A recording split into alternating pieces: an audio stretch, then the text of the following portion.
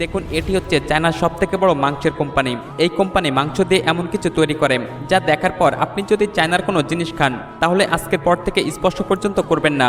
তো বন্ধুরা, সবার প্রথমে এসব কোম্পানিগুলো বড় বড় কসাইখানার সাথে কন্ট্যাক্ট করে রাখে, যেখানে বিভিন্ন প্রাণীর মাংস বিক্রয় করা হয়।